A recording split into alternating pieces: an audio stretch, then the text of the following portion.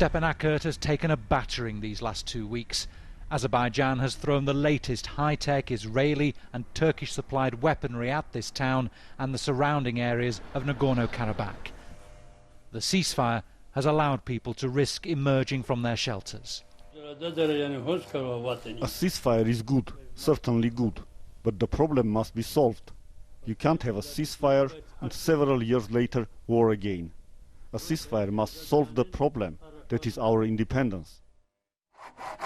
Independence is very unlikely. This is internationally recognized as Azerbaijani territory, but it's governed by ethnic Armenians. A previous ceasefire lasted more than 26 years, but the status of Nagorno-Karabakh went unresolved. A ceasefire allows both sides to assess the capabilities of each other, and for the Armenians there must be a new appreciation of the technically advanced and destructive weaponry that their adversary has. What has surprised Armenians in Karabakh is Turkey's open support for Azerbaijan.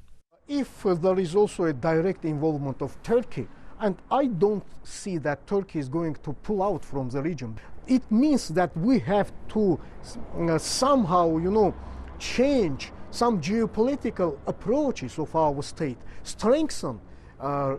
further strengthen our relations with brother countries, Russia, United States, Iran and China. In the Azeri town of Tarta, these buildings were hit by Armenian artillery before the ceasefire. We don't support the ceasefire. Our enemies shall face what they deserve, maybe 10 times more than what they did to us before. These were homes built for some of the tens of thousands of Azeris displaced from territory next to Karabakh that Armenia took in the 1991-4 war. Now they're on the move again. Our expectation is that international community, OSCE Minsk Group co-chairs, should take a responsibility and transform the current momentum, changing momentum of status quo into the durable peace, with a particular focus on withdrawal of Armenian troops from the occupied territories of Azerbaijan. Russia says Armenia and Azerbaijan have agreed to substantive peace talks. For them to work, both sides will have to make the sort of compromises on territorial sovereignty that they've never been willing to make before. Bernard Smith, Al Jazeera, Stepanakert, Nagorno-Karabakh. Well, this is the most violent flare-up the region has seen since the two former Soviet republics went to war from 1988 to 1994. So what does each side have at its disposal? Well, the Azeri army is bigger than Armenia's. Azerbaijan has 66,000 active troops, while Armenia has just 45,000. Azerbaijan also has the advantage when it comes to weapons. Baku can field over 600 tanks compared to Armenia's 500. Armenia doesn't have its own fighter aircraft and relies on the protection of a Russian Air Force group. Azerbaijan is stronger in the air with fighter jets and more attack aircraft and helicopters. But it's drone warfare that appears to be shaping the battlefield this time. Azerbaijan has openly bragged about its use of advanced Turkish drones. Both sides have been amassing their own fleets, though the exact numbers are unknown.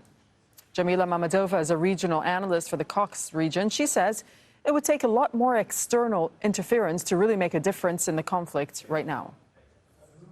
I think we have to understand that Azerbaijan has been purchasing weapons from Israel, Turkey, which is a NATO country, and Russia for the last, I would say, 30 years, especially from Russia, which means that the weaponry that we have seen on the ground in Nagorno-Karabakh and in the surrounding areas are not the weapons that Azerbaijan purchased 2 weeks ago.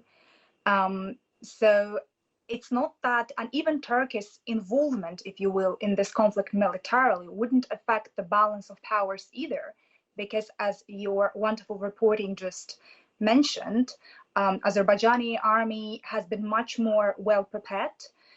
It's much more numerous, and it had a great support. Clearly, without Russia's support for Armenia, I don't think Armenia would be able to even stay in the conflict zone, because we have seen reports about clearly civilian population leaving Nagorno-Karabakh now and the areas where the shelling has been taking place. Clearly, Russia is supporting Armenia by providing these weapons to them for free. And but even that would not, I would say, significantly change the balance on the ground. If Armenia wants to seriously advance, I suppose without more Russia's interference in the conflict, it wouldn't be able to do so.